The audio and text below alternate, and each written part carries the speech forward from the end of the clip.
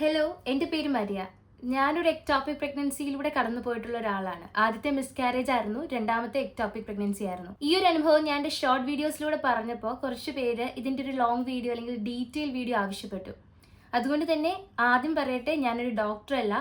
ഞാൻ ഈ ഒരു എക്ടോപിക് പ്രഗ്നൻസി എന്ന് പറയുന്ന കണ്ടീഷനിലൂടെ കടന്നു പോയ ഒരാളാണ്. അങ്ങനെ നമ്മളൊരു അവസ്ഥയിലൂടെ കടന്നു പോകുമ്പോൾ നമുക്ക് കിട്ടുന്ന ചില അറിവുകളുണ്ടല്ലോ. അങ്ങനെ ഞാൻ നേടിയെടുത്തതും ഞാൻ അല്ലാതെ അന്വേഷിച്ചറിഞ്ഞതുമായിട്ടുള്ള കുറച്ച് കാര്യങ്ങളുടെ അടിസ്ഥാനത്തിലാണ് ഞാൻ ഈ വീഡിയോ ചെയ്യുന്നത്. എക്ടോപിക് പ്രഗ്നൻസി റിലേറ്റഡ് ആയിട്ട് എനിക്കറിയാവുന്ന കാര്യങ്ങളിൽ നിങ്ങളിലേക്ക് ഷെയർ ചെയ്ത് തരാനായിട്ട് ഞാനൊരു ചെറിയ സീരീസ് പോലെ 2-3 വീഡിയോസ് ഇടാം. ഈ ഒരു വീഡിയോയിൽ നമ്മൾ സംസാരിക്കുന്നത് എൻ്റെ ഒരു എക്ടോപിക് പ്രഗ്നൻസി അനുഭവം അല്ലെങ്കിൽ എൻ്റെ എക്ടോപിക് പ്രഗ്നൻസി ജേർണിയെ പറ്റിയിട്ടാണ്. എൻ്റെ എക്ടോപിക് പ്രഗ്നൻസി ജേർണി വളരെ ഷോർട്ടായിട്ട് പറഞ്ഞു കഴിഞ്ഞാൽ, എനിക്ക് എക്ടോപിക് പ്രഗ്നൻസി ആയി. പക്ഷെ ഞാൻ ഡയഗ്നോസ് ചെയ്തത് കുറച്ച് ലേറ്റ് ആയിട്ടാണ്. ആദ്യത്തെ മിസ്കാരേജിന് ശേഷമായിരുന്നു. അങ്ങനെ എൻ്റെ ട്യൂബിലായിരുന്നു പ്രഗ്നൻസി. അങ്ങനെ ഒരു ട്യൂബ് ഓപ്പറേഷൻ ചെയ്ത് എടുത്ത് കളയേണ്ടതായിട്ട് വന്നു. ഈ ഒരു അനുഭവം എന്താ സംഭവിച്ചതെന്നുള്ളത് ഞാൻ ഡീറ്റെയിൽ ആയിട്ട് പറയാം. ഈ കല്യാണം കഴിഞ്ഞ് ഫസ്റ്റ് ഇയറിൽ തന്നെ ഞാൻ ഗർഭിണിയായി കഴിഞ്ഞപ്പോഴത്തേക്കും ഒരു 3-4 ആഴ്ച കഴിഞ്ഞപ്പോൾ ഇതിന്റെ ഗ്രോത്ത് പ്രോപ്പറായിട്ട് ഇല്ലായിരുന്നു. അങ്ങനെ നമ്മൾ മെഡിക്കൽ ടെർമിനേഷൻ ഓഫ് പ്രഗ്നൻസി, അതായത് MTP നടത്തി. അതായത് നമ്മളൊരു ക്യാപ്സ്യൂൾ അല്ലെങ്കിൽ ഒരു ഗുളിക കഴിച്ചിട്ട് ഈ ഒരു പ്രഗ്നൻസി നമ്മൾ ടെർമിനേറ്റ് ചെയ്തു. കാരണം ഓൾറെഡി അതിന് ക്ലോട്ട്സ് ആയിരുന്നു, ബ്ലീഡിംഗ് ഒക്കെ തുടങ്ങിയിരുന്നു. അതിനുശേഷം ഞാനൊരു ഏപ്രിൽ ആയപ്പോൾ, അതായത് ഡിസംബറിലാണ് ഇത് സംഭവിക്കുന്നത്. അതിനുശേഷം ഏപ്രിലിൽ ഞാൻ ജോലിക്ക് ജോയിൻ ചെയ്ത് കഴിഞ്ഞ് ഞാൻ അറിയുന്നത് ഞാൻ പ്രഗ്നൻ്റ് ആണ് എന്നുള്ളത്. ആദ്യത്തെ പ്രഗ്നൻസി പോയത് കൊണ്ട് ഞാൻ വിചാരിച്ചു നിൽക്കാനുള്ളതാണെങ്കിൽ നിൽക്കും, പോകാനുള്ളതാണെങ്കിൽ ഒരു 6 ആഴ്ചയ്ക്കുള്ളിൽ പോകുമല്ലോ, അത് കഴിഞ്ഞിട്ട് സ്കാൻ ചെയ്താൽ പോരെ, എന്തിനാ വെറുതെ എന്നൊരു വിഷമമായിരുന്നു മനസ്സിൽ. അപ്പോൾ ഞാൻ ജോയിൻ ചെയ്ത് കുറച്ച് ദിവസം കഴിഞ്ഞാണ് ഞാൻ പ്രഗ്നൻ്റ് ആണെന്ന് അറിയുന്നത്. അറിഞ്ഞു കഴിഞ്ഞപ്പോൾ തന്നെ ഞാൻ ആദ്യം പോയി ചെയ്ത കാര്യമെന്ന് പറഞ്ഞാൽ ബ്ലഡ് ടെസ്റ്റ് നടത്തി. ഞാൻ ഡോക്ടറിനോട് പറഞ്ഞപ്പോൾ ഡോക്ടർ പറഞ്ഞത് β-HCGയുടെ ടെസ്റ്റ് ചെയ്യാനാണ് പറഞ്ഞത്.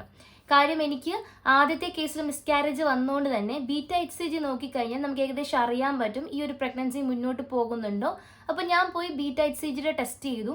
β-HCG ചെയ്യുമ്പോൾ സാധാരണ ഒരു ദിവസം കഴിഞ്ഞ് അല്ലെങ്കിൽ ഒരു 48 മണിക്കൂർ കഴിഞ്ഞ് ചെയ്യുമ്പോൾ ശരിക്കും അത് ഡബിൾ ആവണമെന്നാണ് പറയുന്നത്, ആ ഒരു HCGയുടെ ലെവല്.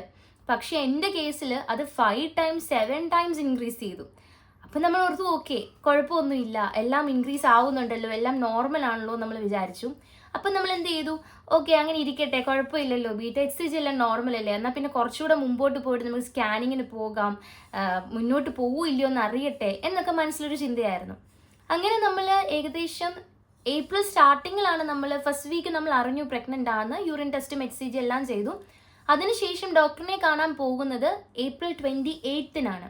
അങ്ങനെ ഏപ്രിൽ 28-ന്, കാരണം അതിൽ സ്കൂളിൽ നിന്ന് ലീവും ഇല്ല, അങ്ങനത്തെ പ്രശ്നങ്ങളൊക്കെ ഉണ്ടായിരുന്നു. അങ്ങനെ ഏപ്രിൽ 27 നമ്മൾ സ്കാനിങ്ങിന് പോയി. അതായത് നമ്മൾ ആദ്യം ഗൈനക്കോളജിസ്റ്റിനെ കണ്ടു. അപ്പോൾ ഓൾറെഡി മിസ്കാരേജ് എക്സ്പീരിയൻസ് ഉള്ളതുകൊണ്ട് ഡോക്ടർ പറഞ്ഞു പോയി നമുക്കൊന്ന് സ്കാൻ ചെയ്ത് ഓക്കെ ആണെന്ന് വരുത്താമെന്ന് പറഞ്ഞു. അങ്ങനെ ഡോക്ടർ TVS സ്കാൻ ആണ് എഴുതി തരുന്നത്, ട്രാൻസ് വജൈനൽ സ്കാൻ ആണ് എഴുതി തരുന്നത്. നമ്മുടെ വജൈനയിൽ കൂടെയാണ് ആ പ്രോബ് ഇൻസേർട്ട് ചെയ്യുന്നത്. അങ്ങനെ ചെന്നപ്പോൾ നമ്മൾ പോകുന്ന സ്കാനിങ് സെൻറ്റർ എപ്പോഴും നല്ലതായിരിക്കണമെന്ന് പറയുന്നതിൻ്റെ കാര്യം ഇതൊക്കെയാണ്. നമ്മളിവിടെ അത്യാവശ്യം നല്ലൊരു സ്കാനിങ് സെൻറ്ററിലാണ് പോകുന്നത്. ഡോക്ടറിൻ്റെ കഴിവാണ്. ഡോക്ടർ നോക്കിയപ്പോൾ ഡോക്ടർ പറഞ്ഞു യൂട്രസിലില്ല. നോർമലി നമ്മളൊരു സ്കാനിങ് സെൻറ്ററിൽ ചെന്ന് കഴിയുമ്പോൾ, ഇതിന് മുമ്പേ എനിക്ക് എക്സ്പീരിയൻസ് ഉണ്ടായിട്ടുണ്ട്, അയ്യോ കാണുന്നില്ലല്ലോ, സിസ്റ്റ് മാത്രമേ ഉള്ളൂ ഓവറിയിൽ, വയറ്റിലൊന്നുമില്ല എന്നൊക്കെ പറഞ്ഞു വിടുന്ന ചില ആൾക്കാരുണ്ട്. നോർത്തിലാണ് കേട്ടോ, നാട്ടിൽ എനിക്കറിയില്ല. അപ്പോൾ ഇവിടുത്തെ ഡോക്ടർ പ്രോപ്പറായിട്ട് നോക്കിയിട്ട് ഡോക്ടർ പറഞ്ഞു വയറ്റിൽ ഒന്നും കാണുന്നില്ല, സാക്കോ ഒന്നും കാണുന്നില്ല, യൂട്രസിലൊന്നും കാണുന്നില്ല. പക്ഷേ പിന്നെ ഡോക്ടർ ചെക്ക് ചെയ്തപ്പോൾ സാധനം ഫെലോപ്പിയൻ ട്യൂബിലാണ് വളരുന്നതെന്ന് പറഞ്ഞു. അതായത് നമ്മുടെ നോർമൽ പ്രോസസ്സ് എന്താ, നമ്മുടെ എഗ്ഗ് ഓവറിയിൽ നിന്ന് റിലീസായി നമ്മുടെ ഫെലോപ്പിയൻ ട്യൂബിൽ വന്നു. ഫെലോപ്പിയൻ ട്യൂബ് എന്ന് പറയുമ്പോൾ അറിയാമല്ലോ, നമ്മുടെ ഓവറിയെയും യൂട്രസിനെയും കൂടെ ബന്ധിപ്പിക്കുന്ന ആ ഒരു ട്യൂബ്. ആ ഒരു ട്യൂബിൽ നമ്മുടെ എഗ്ഗ് റിലീസായി വന്നിട്ട് ഓവുലേഷന്റെ ദിവസം അവിടെയാണ് സ്പേം വന്ന് ഇത് തമ്മിൽ ജോയിൻ ആയി സൈഗോട്ട് രൂപപ്പെട്ട്, സൈഗോട്ട് പിന്നീട് അവിടുന്ന് പയ്യെ ഉരുണ്ടിറങ്ങി താഴെ വന്ന് നമ്മുടെ യൂട്രസിൽ വന്ന് പറ്റിപ്പിടിച്ചിരുന്ന് അവിടുന്ന് വളരുക ചെയ്യുന്നത്. അപ്പോൾ ഈ ഒരു പ്രോസസ്സിനെയാണ് ഇംപ്ലാന്റേഷൻ പ്രോസസ്സ് എന്ന് പറയുന്നത്. അതായത് ഫെലോപ്പിയൻ ട്യൂബിൽ ഇരിക്കുന്ന ആ ഒരു സൈഗോട്ട് പയ്യെ ഇറങ്ങി നമ്മുടെ യൂട്രസിൽ വന്ന് പറ്റിപ്പിടിക്കുന്ന സമയം, ഇതാണ് ഇംപ്ലാന്റേഷൻ. പക്ഷേ എക്ടോപിക് പ്രഗ്നൻസികൾ ഉണ്ടാകുന്ന എപ്പോഴാണെന്ന് വെച്ച് കഴിഞ്ഞാൽ, ഇങ്ങനെ യൂട്രസിൽ വന്ന് പറ്റിപ്പിടിക്കേണ്ട സൈഗോട്ട് യൂട്രസിലെത്താതെ മറ്റ് സ്ഥലങ്ങളിൽ, എക്ടോപിക് എന്ന് പറഞ്ഞാൽ പുറത്തെന്നർത്ഥം, അതായത് നമ്മൾ യൂട്രസിലല്ലാതെ വേറെ എവിടെയെങ്കിലും ഒക്കെ പോയി പറ്റിപ്പിടിച്ച് അവിടെ ഇരുന്ന് വളരുമ്പോഴാണ് നമ്മൾ എക്ടോപിക് പ്രഗ്നൻസി എന്ന് പറയുന്നത്. അങ്ങനെ എൻ്റെ കേസിൽ സംഭവിച്ചത് എന്താണെന്ന് വെച്ച് കഴിഞ്ഞാൽ, ആ ഒരു സൈഗോട്ട് യൂട്രസിൽ വന്നില്ല, പകരം ഫെലോപ്പിയൻ ട്യൂബിനകത്തിരുന്ന് തന്നെ വളർന്നു. അങ്ങനെ വളരുന്ന ഒരു സൈഗോട്ടിന് തുടർന്ന് ജീവിക്കാൻ പറ്റില്ല. കാരണം നമുക്ക് ഊഹിക്കാമല്ലോ, യൂട്രസ് വികസിക്കും, അങ്ങനെ വികസിച്ചാലേ കുഞ്ഞു വളരത്തുള്ളൂ. അതായത് വളരും തോറും വികസിക്കണം. ഇതങ്ങനെ ഒരു സ്കോപ്പ് ഇല്ല. അപ്പോൾ എന്ത് പറ്റും? ട്യൂബ് പൊട്ടിപ്പോകും. രണ്ടാമത്തെ കേസ് എന്ന് പറഞ്ഞാൽ നമ്മുടെ യൂട്രസിൽ വന്നാലാണ് പ്രോപ്പറായിട്ട് പ്ലാസിൻ്റെ ഇംപ്ലാന്റ് ആയി കുഞ്ഞിന് വളരാനുള്ള ന്യൂട്രിയൻസും ഹോർമോൺസും ഒക്കെ കിട്ടുന്നത്. പക്ഷെ ട്യൂബിൽ വളരുമ്പോൾ അങ്ങനെ വളരാനുള്ള ഹോർമോൺസ് ഒന്നും കിട്ടത്തില്ല. എപ്പോഴും എക്ടോപിക് പ്രഗ്നൻസി നമ്മുടെ ട്യൂബിനകത്ത് തന്നെ ആവണമെന്നില്ല. ഏകദേശം 97% മാത്രമാണ് ട്യൂബിൽ ഉണ്ടാവുന്നത്. വളരെ റെയർ ആയിട്ട് അത് നമ്മുടെ ലിവറിൽ വരെ ഉണ്ടായ കേസസ് ഞാൻ വായിച്ചിട്ടുണ്ട്. ലിവറിൽ വരെ പറ്റിപ്പിടിച്ച് ലിവർ, സ്പ്ലീൻ ഇവിടെയൊക്കെ ഉണ്ടാവും. കൂടുതലായിട്ടും എക്ടോപിക് പ്രഗ്നൻസി ഉണ്ടാകുന്നത് ട്യൂബിനുള്ളിലായിരിക്കും, അല്ലെങ്കിൽ നമ്മുടെ ഓവറിക്കകത്തായിരിക്കും. അപ്പോൾ എൻ്റെ കേസിൽ എൻ്റെ റൈറ്റ് ഫെലോപ്പിയൻ ട്യൂബിനകത്താണ് ഈ ഒരു പ്രഗ്നൻസി വളർന്നത്. പിന്നെ എനിക്ക് സിംറ്റംസ് വല്ലതും ഉണ്ടായിരുന്നു എന്ന് ചോദിച്ചാൽ ഒരു സിംറ്റംസും ഇല്ലായിരുന്നു. സാധാരണ എക്ടോപിക് പ്രഗ്നൻസി വരുമ്പോൾ നമ്മുടെ HCG ലെവൽ കുറയണം. എൻ്റെ കുറഞ്ഞിട്ടില്ല, ഡബിളും ത്രിബിളും അതിൽ കൂടുതലുമായിട്ട് അങ്ങ് ഇൻക്രീസ് ആവുമായിരുന്നു, പെട്ടെന്ന് അങ്ങ് കൂടുമായിരുന്നു. ഇപ്പം നമ്മൾ വിചാരിച്ചു ഓക്കെ. രണ്ടാമത്തെ ഒരു ചെറിയ ബ്ലീഡിങ്ങുകൾ ഉണ്ടാവണമെന്ന് പറയും. എനിക്ക് അങ്ങനെ ബ്ലീഡിംഗ് ഒന്നും ഉണ്ടായില്ല. സ്റ്റാർട്ടിങ് സമയത്ത് ബ്രൗൺ കളർ ഡിസ്ചാർജ് വന്നു. അപ്പോൾ ഞാൻ വിചാരിച്ചു പഴയ പീരിയഡ് ബ്ലഡ് ആയിരിക്കും, അല്ല എങ്കിൽ എന്താ ഇംപ്ലാന്റേഷൻ ബ്ലീഡിംഗ് ആയിരിക്കും എന്ന് കരുതി. പിന്നെ വന്ന കാര്യം എന്ന് പറഞ്ഞു കഴിഞ്ഞാൽ നമുക്ക് പെയിനോ ബുദ്ധിമുട്ടോ ഒരു ബുദ്ധിമുട്ടോ ഒന്നുമില്ലായിരുന്നു. എനിക്ക് എക്ടോപിക് പ്രഗ്നൻസി ആണെന്ന് അറിഞ്ഞപ്പോൾ ഏറ്റവും കൂടുതൽ കൺഫ്യൂസ്ഡ് ആയത് എൻ്റെ ഡോക്ടറാണ്. കാരണം ഡോക്ടർ പറയുന്നത് ഒരു കുഴപ്പമില്ല, ഒരു സിംറ്റംസും ഇല്ല, വേദനയില്ല, പിന്നെ എങ്ങനെ ഇത് എക്ടോപിക് ആയി? അതായത് ഒരു സിംറ്റവും ഇല്ലാതെ വന്നിരിക്കുന്ന ഈ ഒരു കേസ് ഭയങ്കര ഡേഞ്ചറസ് ആണ്. നമ്മൾ സ്റ്റാർട്ടിങ് സ്റ്റേജിൽ സ്കാൻ ചെയ്തില്ലായിരുന്നുവെങ്കിൽ എന്ത് പറ്റിയേനെ? ആ ഒരു ട്യൂബ് പയ്യെ കുഞ്ഞു വളരുന്നതിനനുസരിച്ച് അവിടെ നിന്ന് പൊട്ടിപ്പോയിട്ട് നമുക്ക് ഭയങ്കരമായ ബ്ലീഡിങ് ഉണ്ടായിപ്പോയേനെ. ഇതാണ് ഈ ഒരു എക്ടോപിക് പ്രഗ്നൻസിയുടെ ഭീകരമായിട്ടുള്ള മുഖം എന്ന് പറയുന്നത്, അതായത് ബ്ലീഡിങ്. അങ്ങനെ എക്ടോപിക് പ്രഗ്നൻസി ആണെന്ന് കണ്ടപ്പോഴേ സ്കാനിങ് സെന്ററിലിരിക്കുന്ന ഡോക്ടർ നേരെ എൻ്റെ ഗൈനക്കോളജിസ്റ്റിനെ വിളിച്ചു. അവർ തമ്മിൽ ഡിസ്കസ് ചെയ്തു. സീരിയസ് ആണ് സിറ്റുവേഷൻ എന്ന് അറിഞ്ഞുകൊണ്ട് അപ്പം തന്നെ എന്നെ തിരിച്ച് ഹോസ്പിറ്റലിലേക്ക് വിളിച്ചു. അങ്ങനെ നമ്മളൊരു സാറ്റർഡേ ആണ് പോകുന്നത്, സൺഡേ വർക്കിംഗ് അല്ല. എന്നിട്ട് കൂടി ഡോക്ടർ പറഞ്ഞു സൺഡേ നമുക്ക് ഓപ്പറേഷൻ നടത്തണമെന്ന് പറഞ്ഞു, ഇമ്മീഡിയറ്റ് ആയിട്ട് സർജറി നടത്തണമെന്ന് പറഞ്ഞു. ട്യൂബിനകത്തിരുന്ന് കുഞ്ഞ് വളരുമോ എന്ന് ചോദിച്ചാൽ വളർച്ച ഒന്നും എത്തത്തില്ല, ഹാർട്ട് ബീറ്റ് ഒന്നും ആയിട്ടില്ലായിരുന്നു, അങ്ങനെയുള്ള ഗ്രോത്ത് ഒന്നുമില്ല. ബട്ട് എംബ്രിയോ അവിടെ ഇരുന്ന് ഡിവൈഡായി വലുതാകുന്നുണ്ടായിരുന്നു, അല്ലാതെ ഹാർട്ട് ബീറ്റോ കാര്യങ്ങളോ ഒന്നും ഡെവലപ്പ് ആയിട്ടില്ലായിരുന്നു. ഓൾറെഡി മിസ്കാരേജ് ആദ്യമായ സമയത്ത് ഞാൻ ഇച്ചിരി റിസർച്ച് ഒക്കെ നടത്തിയപ്പോൾ അതിൽ നിന്ന് എനിക്ക് എക്ടോപിക് പ്രഗ്നൻസി എന്താണെന്നുള്ള കാര്യങ്ങളൊക്കെ മനസ്സിലായിട്ടുണ്ടായിരുന്നു. അതുകൊണ്ട് തന്നെ ഞാനിവിടെ ചെന്ന് കഴിഞ്ഞപ്പോൾ ഇവർ ഫസ്റ്റ് എന്നോട് പറഞ്ഞു എക്ടോപിക് ആണെന്ന് പറഞ്ഞപ്പോൾ എൻ്റെ മനസ്സിൽ എനിക്ക് ഏകദേശം അറിയാമായിരുന്നു ഇനി എന്താ നടക്കാൻ പോകുന്നതെന്ന്. ഏകദേശം വളർച്ചയായി, ട്യൂബ് ഉറപ്പായിട്ട് മുറിച്ച് മാറ്റേണ്ടി വരും.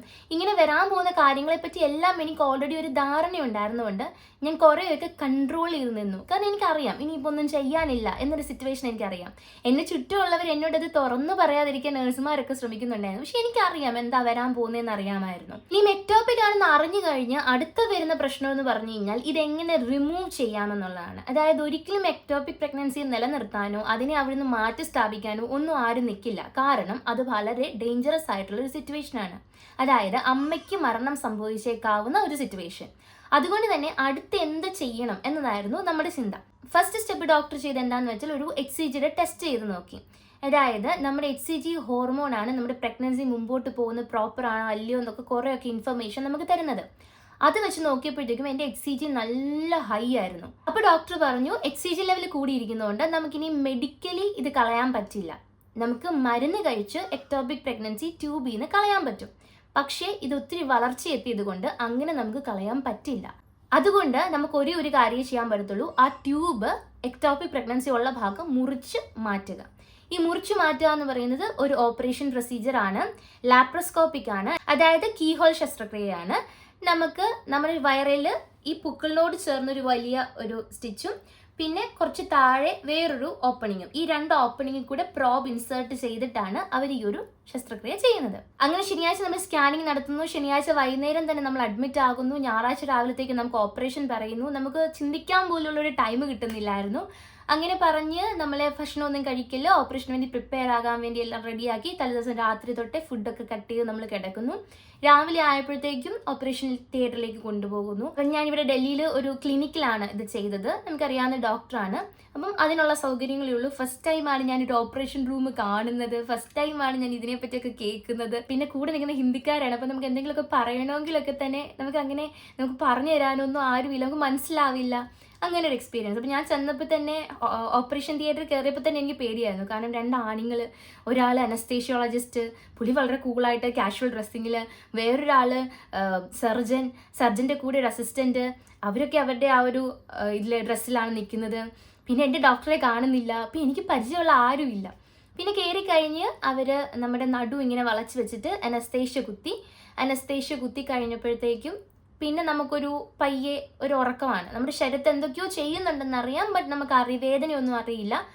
കുറേ നേരം ഒന്നും അറിയില്ല. കുറച്ച് കഴിയുമ്പോൾ നമുക്ക് ഏകദേശം നമ്മുടെ ദേഹത്ത് പിടിച്ച് വലിക്കുകയോ എടുക്കുകയൊക്കെ ചെയ്യുന്ന അറിയാം, അല്ലാണ്ട് കൂടുതലായിട്ടൊന്നും അറിയില്ല. പിന്നെ ഓപ്പറേഷൻ കഴിഞ്ഞപ്പോൾ കുറച്ചൊക്കെ ബോധം വന്നു. ബോധം എന്ന് പറഞ്ഞാൽ വേദനയൊന്നും അറിയുന്ന ബോധമല്ല, ഒരു ഫ്ലോട്ടിങ് എഫക്റ്റായി, നമ്മളിങ്ങനെ ഒഴുകി പോകുന്നൊരു ഫീല്. അവിടുന്ന് നമ്മളെ കൊണ്ടുവന്ന് റൂമിലേക്ക് ഷിഫ്റ്റ് ചെയ്തു. അപ്പോഴും അരയ്ക്ക് താഴോട്ട് ഓക്കെ അല്ലായിരുന്നു. അരയ്ക്ക് താഴോട്ട് നമുക്കൊന്നും അറിയാൻ പറ്റില്ലായിരുന്നു. ഇതെല്ലാം കഴിഞ്ഞ് നമ്മളെ ഡിസ്ചാർജ് ചെയ്യുന്ന എപ്പോഴാന്ന് വെച്ച് കഴിഞ്ഞാൽ, അല്ലെങ്കിൽ എന്നെ ഡിസ്ചാർജ് ചെയ്ത് എപ്പോഴാന്ന് വെച്ച് കഴിഞ്ഞാൽ, നമ്മുടെ അരയ്ക്ക് താഴോട്ട് നമുക്ക് സെൻസേഷൻ വന്നു തുടങ്ങി, കാലൊക്കെ ആയി, നമ്മൾ മൂത്രം ഒഴിക്കുന്നു, നമുക്ക് മോഷൻ പോകാൻ തോന്നുന്നു. ഇതൊക്കെ ആയി കഴിയുമ്പോഴാണ് നമ്മൾ അവർ വിടുന്നത്. രണ്ടാമത് ഞാൻ അനുഭവിച്ച ഏറ്റവും വലിയ പ്രശ്നം എന്ന് പറഞ്ഞാൽ, ഈ കീഹോൾ സർജറിക്ക് ശേഷം ഭയങ്കരമായ ഗ്യാസിൻ്റെ പ്രശ്നം ഉണ്ടാവും. ഈ ഗ്യാസ് ഒതുങ്ങാതെ, നമ്മുടെ നാട്ടിലാണെങ്കിൽ കഞ്ഞി കുടിച്ചോ എന്നൊക്കെ പറയില്ലേ, ഇവിടെ അങ്ങനെ ഒന്നും കഴിപ്പിക്കത്തില്ല അവർ. എനിക്കവർ ഫുഡേ കഴിക്കണ്ടെന്ന് അവർ പറഞ്ഞിരുന്നത്. അതുകൊണ്ട് ഞാൻ അവർ കാണാതെ അവസാനം ഡിസ്ചാർജ് ആകും. എനിക്ക് ഗ്യാസ് കയറുന്നു ഭയങ്കരമായിട്ട്. ഞാൻ ഡിസ്ചാർജ് ആകുന്ന ദിവസം കുറച്ച് ചായക്കകത്ത് ബിസ്ക്കറ്റൊക്കെ മുക്കി കഴിച്ചപ്പോഴാണ് എൻ്റെ ഗ്യാസ് ശരിക്കും ഒതുങ്ങിയത്. അങ്ങനെ നമുക്ക് ഗ്യാസ് എന്ന് പറഞ്ഞാൽ, ഞാൻ അത് കഴിഞ്ഞ് തിരിച്ച് വീട്ടിൽ വന്നു കഴിഞ്ഞപ്പം മുറിവിന് ഞാൻ പറഞ്ഞില്ലേ 2 ഹോളേ ഉള്ളൂ. ആ 2 ഹോളിൻ്റെ ഒരു ചെറിയ പെയിൻ, ഒരു വലിച്ചിലും വേദന അതൊക്കെ ഉള്ളൂ. എന്നാലും നമുക്ക് തിരിയാനും നിവരാനും ഒക്കെ കുറച്ച് ബുദ്ധിമുട്ടായിരിക്കും ഫസ്റ്റ് കുറച്ച് ദിവസം. അത് കഴിഞ്ഞ് നമ്മൾ തിരിച്ച് വീട്ടിൽ വന്നപ്പോഴും എന്നെ ഏറ്റവും കൂടുതൽ ബാധിച്ചത് ഗ്യാസാണ്. വയറ് വന്ന് കമ്പിച്ച് നിൽക്കുന്നു. അത് മാത്രമല്ല, ഗ്യാസ് ഇത്ര ഭീകരനാണെന്ന് ഞാൻ അറിഞ്ഞത് ആ ഒരു സർജറിക്ക് ശേഷമാണ്. അതായത് എൻ്റെ മുതുകത്തൊക്കെ വന്നിങ്ങനെ അള്ളിപ്പറിച്ച് പിഴിയത്തില്ലേ, അമ്മാതിരി വേദനയാണ് ഗ്യാസ് ഇട്ടിങ്ങനെ പിടിക്കുന്നത്. നമ്മുടെ ഈ മുതുകു ഭാഗത്തൊക്കെ ഗ്യാസ് ഓടി നടക്കുമായിരുന്നു ദേഹത്തൂടെ എന്ന് പറയാം. ഭയങ്കര വേദനകളായിരുന്നു പല ഭാഗത്തായിട്ട്. അത് ഗ്യാസ് ആയിരുന്നു. അതിനുശേഷം ഞാൻ നാട്ടിൽ വന്നിട്ട് ഗ്യാസ് ഒതുങ്ങാനുള്ള മരുന്നൊക്കെ കഴിച്ചിരുന്നു ആയുർവേദത്തിൽ നിന്ന്. പക്ഷെ അതിൻ്റെ ആവശ്യമില്ല, കുറച്ച് കഴിയുമ്പോൾ ഗ്യാസൊക്കെ ഓക്കെ ആയിപ്പോക്കോളും. ഇതാണ് ആ ഒരു സർജറിയുടെ ആഫ്റ്റർ എഫക്റ്റ് ആയിട്ട് വന്നത്. ഈ സർജറി ചെയ്ത് ഒരു വിത്തിൻ 2 വീക്സ് ഞാൻ നാട്ടിലോട്ട് ട്രാവൽ ചെയ്തു. കുഴപ്പമൊന്നുമില്ലായിരുന്നു. ഞാൻ ബാഗൊക്കെ തൂക്കി, ഡൽഹി എയർപോർട്ട് അറിയാമല്ലോ, അത്യാവശ്യം വലിയ എയർപോർട്ടാണ്. അതിനകത്തൂടെയൊക്കെ ഒറ്റയ്ക്കാണ് നടന്നു പോയത്. എൻ്റെ കയ്യിൽ അത്യാവശ്യം തോളത്തും കയ്യിലുമായിട്ട് 11 kg ഉണ്ടായിരുന്നു. ഇതൊക്കെ താങ്ങിയാൽ പോയത്. അത്ര വലിയ പ്രശ്നങ്ങളൊന്നുമില്ല ആ ഒരു സർജറി കഴിയുമ്പോഴത്തേക്കും. ഫിസിക്കലി പ്രശ്നമില്ലെന്നാണ് ഞാൻ പറഞ്ഞത്, പക്ഷെ മെൻ്റലി നമ്മൾ ഓക്കെ ആയി വരാൻ ഭയങ്കര സമയമെടുക്കും. 2 തവണ ബോഡി ഒരു പ്രഗ്നൻസിക്ക് വേണ്ടി പ്രിപ്പയർ ആയിട്ട്, മെൻ്റലി ഫിസിക്കലി പ്രിപ്പയർ ആയിട്ട് അത് നഷ്ടപ്പെട്ടു പോകുന്ന വേദനയിലൂടെ കടന്നു പോയത് കൊണ്ട് തന്നെ ആ ഒരു സമയം എനിക്ക് വളരെ ബുദ്ധിമുട്ടുള്ളതായിരുന്നു. എനിക്ക് ഇമോഷണലി ഞാൻ അത്ര സ്റ്റേബിൾ അല്ലായിരുന്നു. ജീവൻ അവസാനിപ്പിക്കാനുള്ള തോന്നലുകൾ കൂടുതലായിരുന്നു. തുടർന്ന് വിവാഹ ജീവിതം മുമ്പോട്ട് കൊണ്ടുപോകണമെന്നുള്ള ചിന്തകൾ കൂടുതലായിരുന്നു. മൂഡ് സ്വിങ്സ് ഭയങ്കരമായിരുന്നു. അപ്പോൾ ഈ ഒരു സമയത്ത് നിങ്ങൾക്കൊരു മെൻ്റൽ ഹെൽപ്പ് ആവശ്യമുണ്ടെങ്കിൽ ഉറപ്പായും ഇത് മനസ്സിലാക്കുന്ന ഒരാളോട് നിങ്ങൾ തുറന്ന് സംസാരിക്കുക. നിങ്ങളിപ്പോൾ കടന്നു പോകുന്ന കാര്യം എല്ലാവരും കടന്നു പോകുന്ന, അല്ലെങ്കിൽ ഈ ഒരു അവസ്ഥയിൽ കൂടെ പോകുന്ന എല്ലാവരുടെയും മനസ്സിൽ കൂടെ പോകുന്നതാണ്. അത് നിങ്ങൾ ഓർത്ത് വിഷമിക്കാതെ നിങ്ങൾ കുറച്ചുകൂടെ നിങ്ങളുടെ മനസ്സിനെ ഒന്ന് കൺട്രോൾ ചെയ്യുക. പിന്നെ നിങ്ങൾക്ക് ഈ ഒരു കാര്യത്തെ റിലേറ്റഡ് എന്തെങ്കിലും ഇനി അറിയണമെങ്കിൽ എന്നോട് മെസ്സേജ് ഇടുക, കമൻറ്റ് ഇടുക. കമൻറ്റിൽ ഞാൻ റിപ്ലൈ തരുന്നതായിരിക്കും. എന്നിട്ട് നിങ്ങൾക്ക് എന്തെങ്കിലും പേഴ്സണലി സംസാരിക്കണം ഇതിനെപ്പറ്റി, കമൻറ്റിൽ പറയാൻ പറ്റാത്തതാണെങ്കിൽ നിങ്ങൾക്ക് എൻ്റെ ഇൻസ്റ്റാഗ്രാം അക്കൗണ്ട് ഞാൻ കൊടുത്തിട്ടുണ്ട്. അതിനകത്ത് നിങ്ങൾക്ക് എന്നോട് മെസ്സേജ് ചെയ്യാവുന്നതാണ്. ഞാൻ എന്തായാലും റിപ്ലൈ തരും. സോ ഇങ്ങനത്തെ കുറച്ച് യൂസ്ഫുൾ വീഡിയോസുമായിട്ട് ഇനി നമുക്ക് കാണാം. മറ്റൊരു വീഡിയോയിലൂടെ കാണുന്നത് വരെ, till then, bye.